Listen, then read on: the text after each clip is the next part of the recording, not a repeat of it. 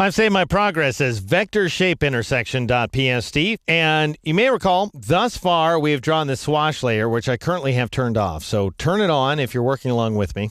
And then I would like you to take that swash layer. Let's go ahead and reduce the fill value this time to, say, 30% so that we can see it just a little bit. But we'll still see through to the underlying layer in the background, which is the layer that we're trying to trace. All right, having done that, go ahead and press the Enter key in order to accept that fill value. I'm also going to select this vector mask by clicking on this gray thumbnail here inside the Layers panel, and I should be able to see the outlines for both of my ellipses out there in the pasteboard. Now, it doesn't matter, by the way, that your shape outlines are so daggum big, and something else to consider is much of what we've been doing throughout this chapter, adding text layers, adding shape layers, adding layer effects, and so on, all of those things, because they're either relying on vector outlines, which is the case with editable text and vector-based shapes, or they're relying on parametric settings like layer effects. All of these things, because they're not pixels, take up very little room in memory, so they're computationally easy for Photoshop, and they don't add much to the size of your file on disk.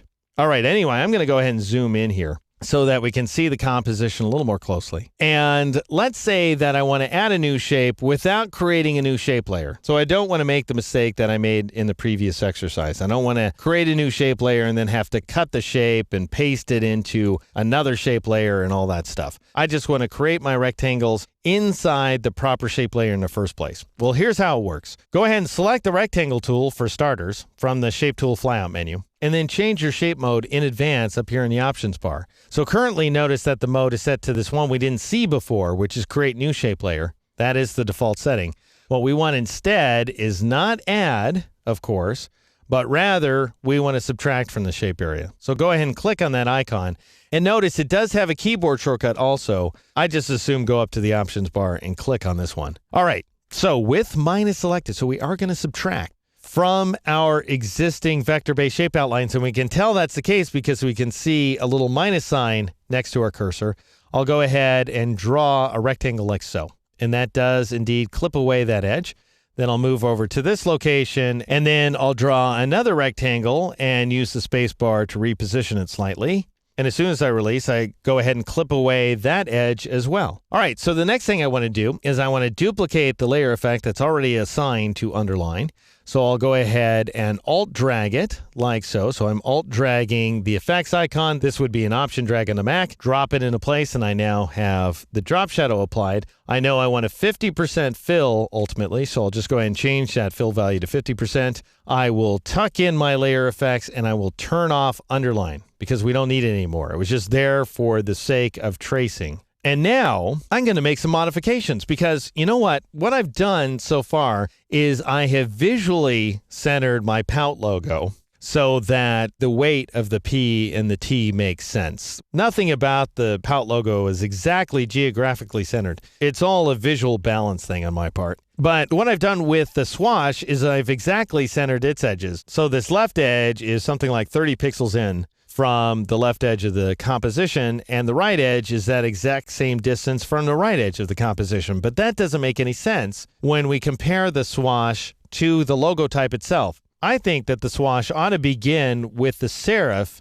at the bottom of the P and end with the serif at the bottom of the T. So I'm going to do exactly that by grabbing my black arrow tool. And the black arrow tool allows you to modify the position of these vector outlines here inside the shape layer. So I'll go ahead and click on this rectangle right there to select the entire thing, and I'll just drag it over until it seems to snap into alignment with the beginning of Pout right there, which is perfect. This is exactly where I want it. And then I'll click on this rectangle, on the right-hand rectangle, and I'll drag it until it aligns to the end of the serif at the bottom of the T. And that is exactly what I want. And to see how things are lining up, I'm going to go ahead and click on that vector mask thumbnail to turn off those path outlines and see how my composition is actually going to print. All right, two more caveats that I want you to know before I wrap up this exercise. First of all, notice when I hover my cursor over the vector mask thumbnail, I see those mask outlines momentarily. However, this is what I want to show you. You can go ahead and combine everything. If you're getting confused, if you don't like all of these shapes interacting with each other, then you can click on that vector mask there to make it active.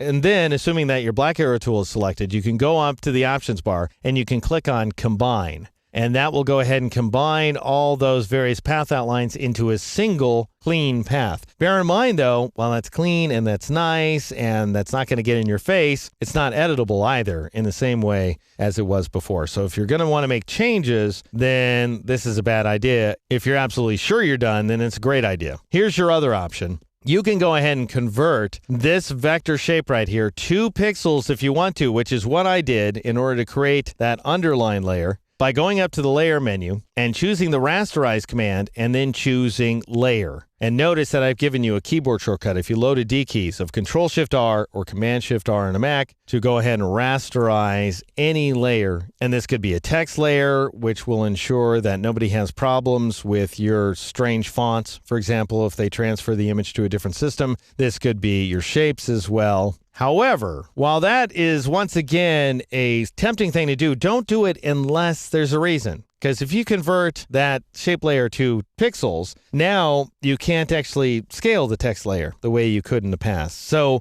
this would be the kind of thing you'd want to do if you're going to start smearing the contents of the layer or applying filters to it or doing something that requires pixels in the first place. So anyway, I'm going to press Control-Alt-Z twice in a row because I don't want to do either of those steps. Command-Option-Z twice in a row on a Mac. I just wanted you to know that those are options. I'm going to go ahead and click on a different layer here, like September 2026. So I'm no longer seeing these shape outlines, and I can see my logo exactly the way it will print. In the next exercise, we're going to mask this logo in order to reveal the model's head.